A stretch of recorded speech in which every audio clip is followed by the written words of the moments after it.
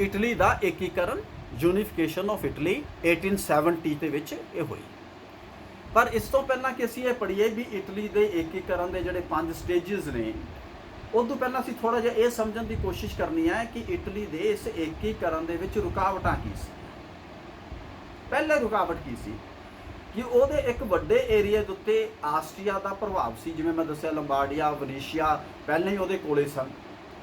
ਤੋ ਇਸ ਕਰਕੇ ਜਿੰਨੀ ਦੇਰ ਉਹ ਪ੍ਰਭਾਵ ਖਤਮ ਨਹੀਂ ਸੀ ਕੀਤਾ ਜਾ ਸਕਦਾ, ਉਨੀ ਦੇਰ ਤੱਕ ਇਟਲੀ ਦਾ ਏਕੀਕਰਨ ਸੰਭਵ ਨਹੀਂ ਸੀ ਹੋ ਸਕਦਾ। ਦੂਜਾ, ਇੰਟਰਨਲੀ ਜਿਹੜੀਆਂ ਰਿਆਸਤਾਂ ਇਟਲੀ ਦੇ ਵਿੱਚ ਸੀਗੀਆਂ, ਉਹ ਆਪਸ ਦੇ ਵਿੱਚ ਉਹਨਾਂ ਦੀ ਨਹੀਂ ਸੀ ਬਣਦੀ।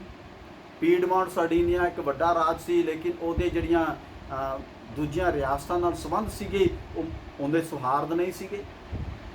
ਇਸ ਕਰਕੇ ਹਜੇ ਉਹ ਫੀਲਿੰਗ ਹੀ ਨਹੀਂ ਸੀ ਵੀ ਅਸੀਂ ਪੂਰੇ ਇਟਲੀ ਨੂੰ ਇਕੱਠਾ ਕਰੀਏ।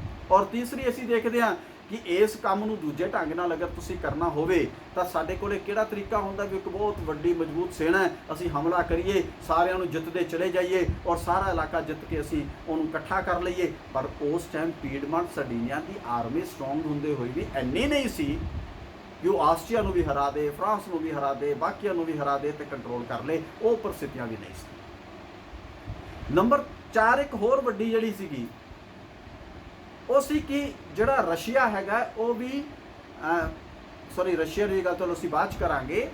ਜਿਹੜੇ ਈਵਨ ਉੱਥੋਂ ਦੇ ਜਿਹੜੇ ਸ਼ਾਸਕ ਸੀਗੇ ਉਹ ਬੜੇ ਰਿਐਕਸ਼ਨਰੀ ਸੀਗੇ ਇਟਲੀ ਦੇ ਅੰਦਰ ਦੀ, ਅਗਰ ਅਸੀਂ ਅਜੇ ਗੱਲ ਕੰਟੀਨਿਊ ਕਰੀਏ। ਔਰ ਉਹ ਇੱਕਦਮ ਰਿਐਕਟ ਕਰਦੇ ਸੀਗੇ, ਯਾਨੀ ਲੋਕਤੰਤਰ ਦੀ ਗੱਲ ਤਾਂ ਉਦੋਂ ਹੋ ਹੀ ਨਹੀਂ ਸੀ ਰਹੀ, ਰਾਜਿਆਂ ਦੇ ਰਾਜ ਚੱਲ ਰਹੇ ਸੀ। ਤਾਂ ਜਿਸ ਕਰਕੇ ਉਹ ਆਪਣੇ ਅਸਤਿਤਵ ਨੂੰ ਖਤਮ ਨਹੀਂ ਸੀ ਹੋਣ ਦੇਣਾ ਚਾਹੁੰਦੇ ਔਰ ਜਿਹੜਾ ਵੀ ਕੋਈ ਜਨ ਅੰਦੋਲਨ ਬਣਦਾ ਸੀਗਾ ਉਹਨੂੰ ਕੁਚਲ ਦਿੰਦੇ ਸੀ।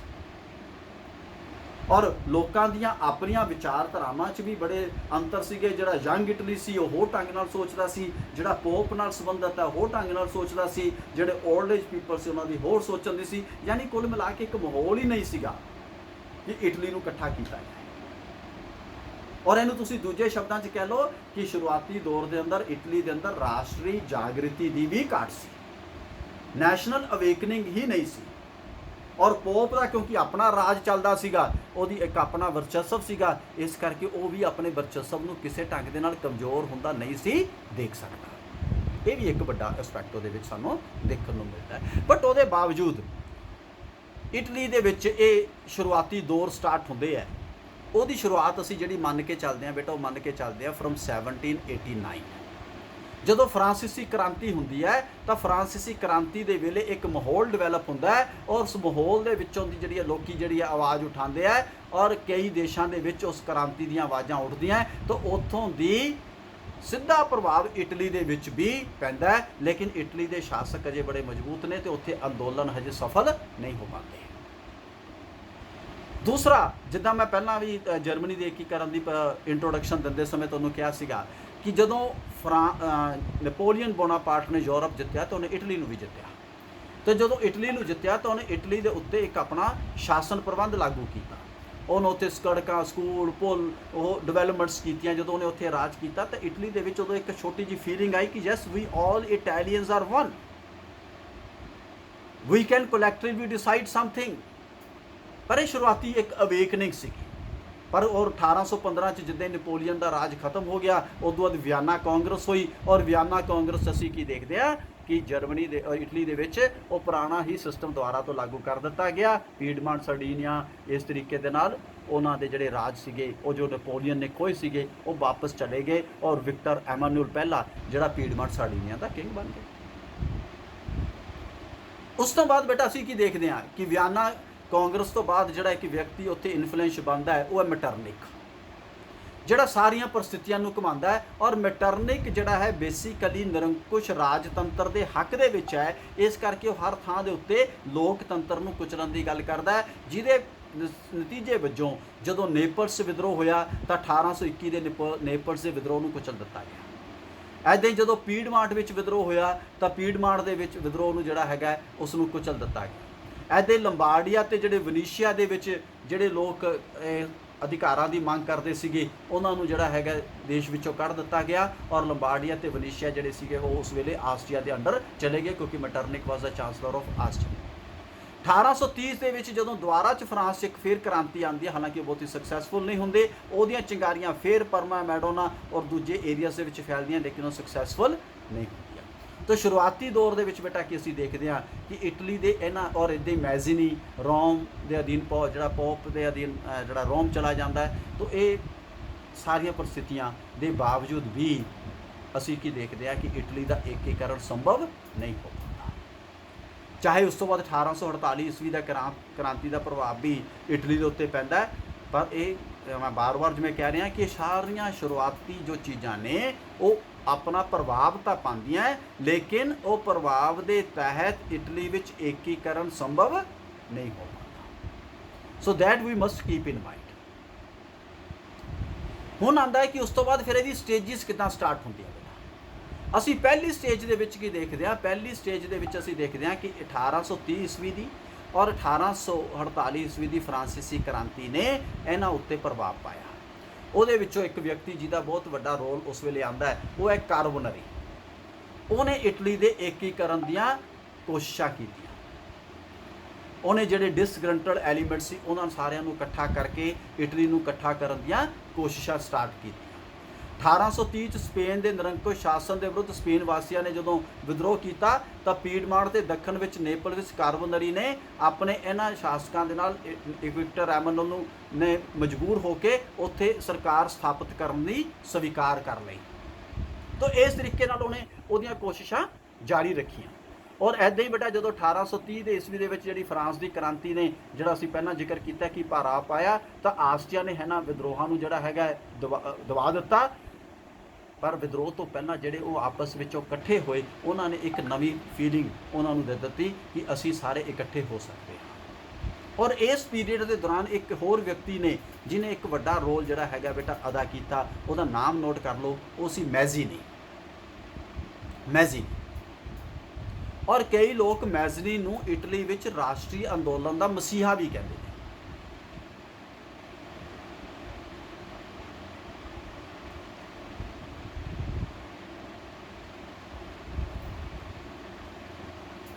ਔਰ ਮੈਜ਼ਨੀ ਦੇ ਕੀ ਰੋਲ, ਉਹਨੇ ਕੀ ਸਟੈਪ ਚੱਕੇ, ਉਹਨੂੰ ਬੇਟਾ ਅਸੀਂ ਥੋੜਾ ਜਿਹਾ ਸਮਝਣ ਦੀ ਕੋਸ਼ਿਸ਼ ਕਰਨੀ ਹੈ। ਨੰਬਰ 1 ਬੇਟਾ, ਉਹਨੇ ਆਮ ਲੋਕਾਂ ਦੇ ਮਨ ਦੇ ਵਿੱਚ ਇਹ ਇੱਕ ਫੀਲਿੰਗ ਪੈਦਾ ਕੀਤੀ ਕਿ ਇਟਲੀ ਨੂੰ ਅਸੀਂ ਇਕੱਠਾ ਕਰ ਸਕਦੇ ਹਾਂ ਔਰ ਆਪਸ ਵਿੱਚ ਕਰੋੜਾਂ ਲੋਕ ਇਕੱਠੇ ਹੋ ਕੇ ਆਪਣੇ ਵਿਸ਼ਵਾਸ, ਸ਼ਰਧਾ ਤੇ ਲਗਨ ਦੇ ਨਾਲ ਰਾਸ਼ਟਰੀ ਏਕੀਕਰਨ ਦੇ ਅੰਦੋਲਨ ਵਿੱਚ ਅੱਗੇ ਵੱਧ ਸਕਦੇ। ठीक है, तो पहला तो उसने बेटा एक फीलिंग दी और उसने यंग इटली के राही आम लोगों को सुतंत्रता ते गणराज का मतलब समझाया, यानी एक देश भगती दी फीलिंग्स ਉਹਦੇ ਵਿੱਚ पैदा की।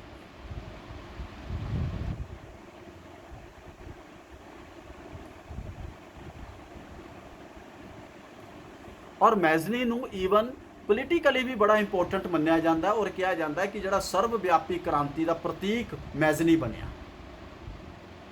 ਤਾਂ ਯਾਨੀ ਪੋਲੀਟੀਕਲੀ ਵੀ ਉਹਦਾ ਇਨਫਲੂਐਂਸ ਅਸੀਂ ਦੇਖਣ ਨੂੰ ਮਿਲਦਾ ਹੈ। ਔਰ ਚੌਥੀ ਗੱਲ ਬੇਟਾ ਜਿਹੜੀ ਇਹਦੇ ਵਿੱਚ ਸਾਹਮਣੇ ਆਉਂਦੀ ਹੈ ਉਹ ਹੈ ਸੰਵਿਧਾਨਿਕ ਰਾਜਤੰਤਰਵਾਦੀ।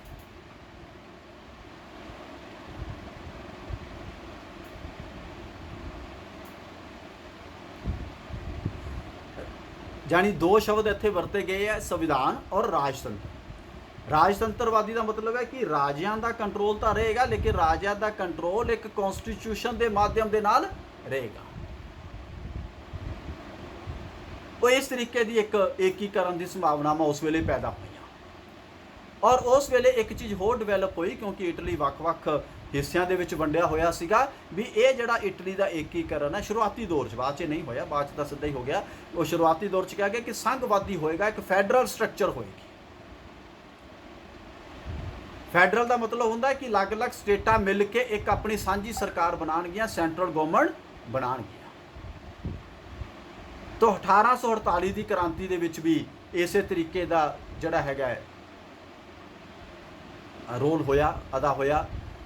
नपोलीयन तीजा उस वेले फ्रांस का किंग सीगा और उन्होंने अंडर जिहड़ा हैगा इस विद्रोह ਨੂੰ ਜਿਹੜਾ क्रांति के प्रभावों ਨੂੰ खत्म कर दिता गया। और ਜਿਹੜੇ देश भगत सी मैज़नी और गैरीबाल्डी वर्गे उन्होंने ਜਿਹੜਾ ਹੈਗਾ देश ਛੱਡ के भजना पिया। पर हौली हौली जिदा जिदा 1848 ईस्वी की इस क्रांति का जोड़ा विद्रोह ਨੂੰ दबाण का प्रभाव से खत्म होया और गैरीबाल्डी वगैरह वापस आ गए। ये पहली स्टेज है जिहदे विच तुसीं कह लो कि एक अवेकनिंग है, एक कोशिश की जाती है, लेकिन वह कोई सिट्टा बहुता स्पष्ट रूप दे विच निकल के सामने नहीं आता। उस तो बाद बेटा होंदी है सैकेंड स्टेज स्टार्ट होंदी है जिन्होंं असीं कह दिंदे आ इटली के एकीकरण लई एक होर व्यक्ति उभरदा है, उसका नाम है कबूर। 5 नवंबर 1852 ਨੂੰ कबूर पीडमांट का प्रधानमंत्री बनता जिहड़ी उत्थों की सब तो वड्डी रियासत है और विक्टर एमैनुअल उत्थों का किंग है। और उन्हें पीडमांट सार्डीनिया नूं सब तो मजबूत कंट्री बनाने की गल करनी स्टार्ट कर दी। और इसे दृष्टिकोण के नाल जदों क्रीमियन वार हुई 1854 तो 56 उन्हें फ्रांस ते इंग्लैंड की मदद की ताकि लोड़ पैन ते फ्रांस ते इंग्लैंड आस्ट्रिया के खिलाफ साडी मदद करन। तो इस दे विचों बड़ा तुसीं कह लो भी कामयाब होया। तीसरा बेटा है कि पेरिस सम्मेलन दे विच कबूर शामिल होया और उत्थे भी उन्हें अपनी अप्रोच इंग्लैंड ते फ्रांस के प्रति रखी जिहदे नाल तुसीं कह लो कि इंग्लैंड ते फ्रांस वासियां दे दिलां नूं उन्हें जित लिया। लोकां दी सिंपैथी हो गई कबूर के प्रति, पीडमांट सार्डीनिया के प्रति। और इसे प्रोसैस नूं अगे वधांदे हुए कबूर ने नेपोलियन तीजे दे नाल पलोमी बीयर्स की एक संधि की, एक समझौता किया।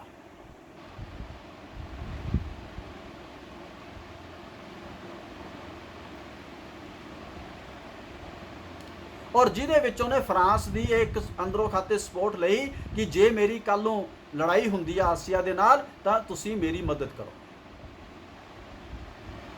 नाल ये भी समझौता होया भी रोम नूं असीं नहीं छेड़ांगे, रोम दे उत्ते पोप ही रहेगा। और जिहड़े इलाके फ्रांस के कंट्रोल च ने उन्होंने भी असीं नहीं छेड़ा।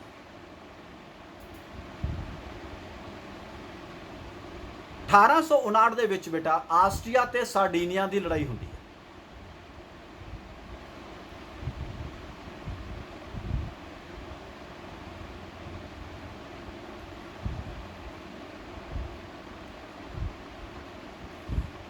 जिथे आस्ट्रिया ने पीडमांट नूं अल्टीमेटम दिता सार्डीनिया नूं, इस तो पहला कि पीडमांट कोई कार्रवाई करता, सार्डीनिया ने आस्ट्रिया के अल्टीमेटम वाल कोई ध्यान नहीं दिता और आस्ट्रिया ने पीडमांट के विरुद्ध युद्ध का ऐलान कर दिता। पर पीडमांट ने आस्ट्रिया नूं मेजेंटा और एक होर जगह सी उन्होंने लड़ाइयां दे विच उसने आस्ट्रिया नूं हरा दिता और जिस करके नेपोलियन तीजे ने हस्तक्षेप किया और एक उन्हां विच संधि करवाई, गलबात शुरू हुई और उस संधि के मुताबिक आस्ट्रिया पीडमांट नूं लंबार्डिया का इलाका देवेगा, यह स्वीकार कर लिया गया। नंबर 2 आस्ट्रिया ते फ्रांस पोप की अगवाई विच इटली का एक संघ बनाएंगे, यह भी मान लिया गया। तीसरा वनीशिया आस्ट्रिया के कोल ही रहेगा। नंबर 4 मध्य इटली के शासक लड़ाई के दौरान लोगों के विरोध के कारण अपना जो राज छड्ड के चले गए सन, इस संधि के अनुसार वो राज उन्होंने वापस कर दिते गए। तो ये एक स्टेज पहली शुरू हुई कि जो लंबार्डी इटली नूं मिल गया, पीडमांट नूं मिल गया। ਇਹਦੇ ਨਾਲ ही जुड़ी हुई है सैकेंड स्टेज, मध्य इटली के राजां का सार्डीनिया दे विच मिलना। मध्य इटली के राज जिहड़े बेटा 4-5 नोट कर लो, परमा, रोमांगना, मेडोना, टस्कनी,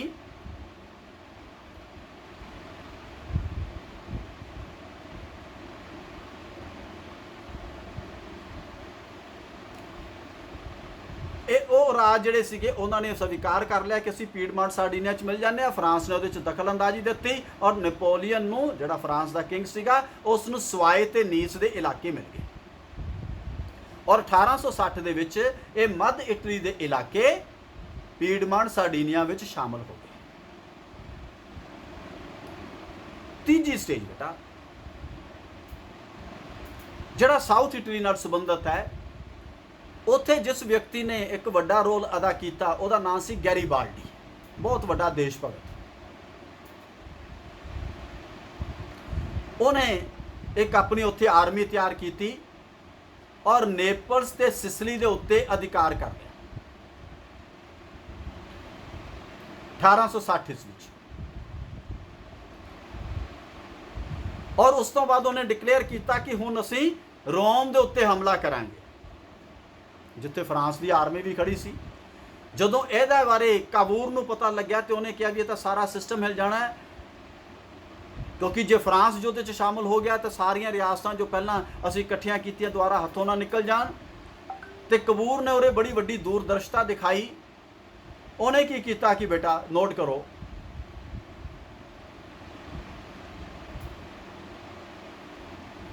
ਗੈਰੀਬਾਲਡੀ ਨੇ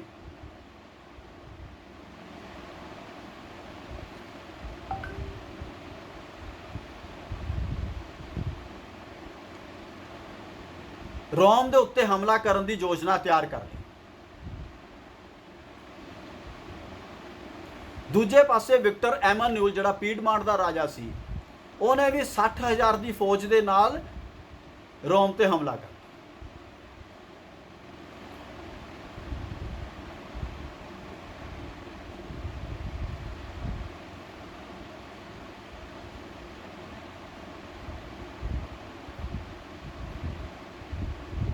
ਜਦੋਂ ਉੱਥੇ ਬੇਟਾ ਹਮਲਾ ਕਰ ਦਿੱਤਾ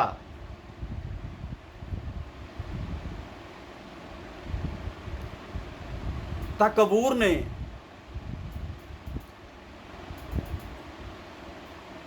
ਗੈਰੀਬਾਲਡੀ ਦਾ ਹਮਲਾ ਰੋਮ ਦੇ ਉੱਤੇ ਹੋਣ ਤੋਂ ਬਚਾ ਲਿਆ। ਨਹੀਂ ਇਹ ਬੇਟਾ ਥੋੜੇ ਜਿਹੇ ਇਹਦੇ 'ਚ ਅਸੀਂ ਕਰੈਕਸ਼ਨ ਕਰਾਂਗੇ। ਜੇ ਪੀਡਮਾਂਟ ਹਮਲਾ ਜਿਹੜਾ ਹੈਗਾ ਉਹ 1870 'ਚ ਕਰਦਾ, ਹਜੇ ਨਹੀਂ ਕਰਦਾ। ਤੇ ਉੱਥੇ ਕਬੂਰ ਜਿਹੜਾ ਹੈਗਾ ਦੂਰਦਰਸ਼ਤਾ ਦਿਖਾਉਂਦਾ ਹੈ। ਉਹ ਇਹ ਸਮਝਦਾ ਹੈ ਕਿ ਜੇ ਹੁਣ ਇਹਨੇ ਗੈਰੀਬਾਲਡੀ ਨੇ ਹਮਲਾ ਕੀਤਾ ਤਾਂ ਮੁਸ਼ਕਲ ਖੜੀ ਹੋ ਜਾਏਗੀ, ਤੇ ਉਹ ਉੱਥੇ ਗੈਰੀਬਾਲਡੀ ਦਾ ਹਮਲੇ ਤੋਂ, ਰੋਮ ਦੇ ਉੱਤੇ ਹਮਲੇ ਤੋਂ ਬਚਾ ਲੈਂਦਾ। ਔਰ ਜਿਹੜਾ ਗੈਰੀਬਾਲਡੀ ਆ ਉਹ ਇੱਕ ਵੱਡਾ ਦੇਸ਼ ਭਗਤ ਹੈ, ਔਰ ਇਸ ਕਰਕੇ ਗੈਰੀਬਾਲਡੀ ਇਸ ਚੀਜ਼ ਨੂੰ ਮੰਨ ਲੈਂਦਾ ਹੈ ਕਿ ਜਿਹੜਾ ਨੇਪਲਸ ਔਰ ਸਿਸਲੀ ਦੇ ਜਿਹੜੇ ਇਲਾਕੇ ਮੈਂ ਜਿੱਤੇ ਨੇ, ਉਹ ਇਲਾਕੇ ਜਿਹੜੇ ਨੇ ਉਹ ਅਸੀਂ ਪੀਡਮਾਂਟ ਤੇ ਸਰਡੀਨੀਆ ਦੇ ਹਵਾਲੇ ਕਰਨ ਦੇ ਲਈ ਤਿਆਰ ਹਾਂ, ਕਿਉਂਕਿ ਮੇਰਾ ਮਕਸਦ ਇਟਲੀ ਨੂੰ ਇਕੱਠਾ ਕਰਨਾ ਹੈ, ਆਪਣੀ ਰਾਜਗੰਦੀ ਸਥਾਪਿਤ ਕਰਨਾ ਨਹੀਂ ਹੈ।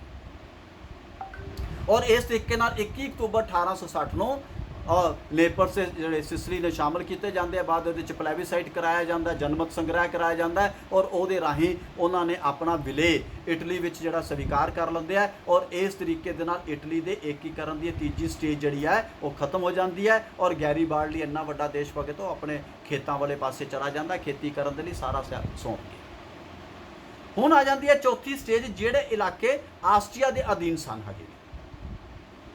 ਉੱਥੇ ਆਸਟਰੀਆ ਦੇ ਨਾਲ ਜਿਹੜੀ ਹੈ ਲੜਾਈ ਹੁੰਦੀ ਹੈ ਪੀਡਮਾਂਟ ਸਰਡੀਨੀਆ ਦੀ, ਔਰ ਉਦੋਂ ਬਾਅਦ ਉਹਨਾਂ 'ਚ ਸਮਝੌਤਾ ਹੁੰਦਾ ਹੈ, ਔਰ ਜਿਹਦੇ ਨਾਤੇ ਪੀਡਮਾਂਟ ਤੇ ਸਰਡੀਨੀਆ ਵਨੀਸ਼ੀਆ ਉੱਤੇ ਜਿੱਤ ਪ੍ਰਾਪਤ ਕਰ ਲੈਂਦੇ ਆ, ਔਰ ਵਨੀਸ਼ੀਆ ਦਾ ਇਲਾਕਾ ਵੀ ਇਟਲੀ ਦੇ ਵਿੱਚ ਸ਼ਾਮਲ ਹੋ ਜਾਂਦਾ ਹੈ। ਹੁਣ ਇੱਕ ਸਟੇਜ ਰਹਿ ਗਈ ਜਿਹੜੀ ਬੜੀ ਇੰਪੋਰਟੈਂਟ ਸੀ, ਉਹ ਸੀ ਰੋਮ ਦੀ ਸਟੇਜ। ਰੋਮ ਦੇ ਵਿੱਚ ਮੈਂ ਪਹਿਲਾਂ ਵੀ ਜਿੱਦਾਂ ਦੱਸਿਆ ਕਿ ਫਰਾਂਸ ਦੀ ਸੈਨਾ ਖੜੀ ਹੈ। ਉੱਥੇ ਵਿਕਟਰ ਐਮਾਨੁਅਲ ਨੂੰ ਮੌਕਾ ਮਿਲਦਾ ਹੈ ਕਿ ਜਦੋਂ ਉਹਦੀ ਲੜਾਈ ਫਰਾਂਸ ਦੀ ਜਰਮਨੀ ਨਾਲ ਹੁੰਦੀ ਹੈ, ਜਰਮਨੀ ਦਾ ਚਾਂਸਲਰ ਹੈ ਬਿਸਮਾਰਕ, ਇਟਲੀ ਬਿਸਮਾਰਕ ਨੂੰ ਸਮਰਥਨ ਲੈਂਦਾ ਹੈ, ਔਰ 60,000 ਦੀ ਸੈਨਾ ਲੈ ਕੇ ਉਹ ਇਟਲੀ ਦੇ ਉੱਤੇ ਹਮਲਾ ਕਰ ਦਿੰਦਾ ਹੈ, ਰੋਮ ਤੇ ਹਮਲਾ ਕਰ ਦਿੰਦਾ ਹੈ। ਔਰ ਰੋਮ ਬੜਾ ਆਸਾਨੀ ਦੇ ਨਾਲ ਹਥਿਆਰ ਸਿੱਟ ਦਿੰਦਾ ਹੈ, ਔਰ ਕਿਉਂਕਿ ਫਰਾਂਸ ਨੇ ਆਪਣੀ ਸੈਨਾ ਉੱਥੋਂ ਕੱਢ ਲਈ ਹੈ ਜਰਮਨੀ ਨਾਲ ਲੜਨ ਦੇ ਲਈ, ਇਸ ਕਰਕੇ ਉੱਥੇ ਰੈਜ਼ਿਸਟੈਂਸ ਨਹੀਂ ਹੁੰਦੀ, ਔਰ ਜਿਹੜਾ ਰੋਮ ਹੈਗਾ ਉਹ ਇਟਲੀ ਦੇ ਕੰਟਰੋਲ ਦੇ ਵਿੱਚ ਚਲਾ ਜਾਂਦਾ। ਔਰ ਇਸ ਤਰੀਕੇ ਦੇ ਨਾਲ ਜਿਹੜਾ ਇਟਲੀ ਦਾ ਏਕੀਕਰਨ ਹੈ ਉਹ ਇਹਦੇ ਨਾਲ ਕੰਪਲੀਟ ਹੋ ਜਾਂਦਾ ਹੈ, ਇਹਨਾਂ 5 ਸਟੇਜਸ ਦੇ ਵਿੱਚ ਕੰਪਲੀਟ ਹੋ ਜਾਂਦਾ ਹੈ।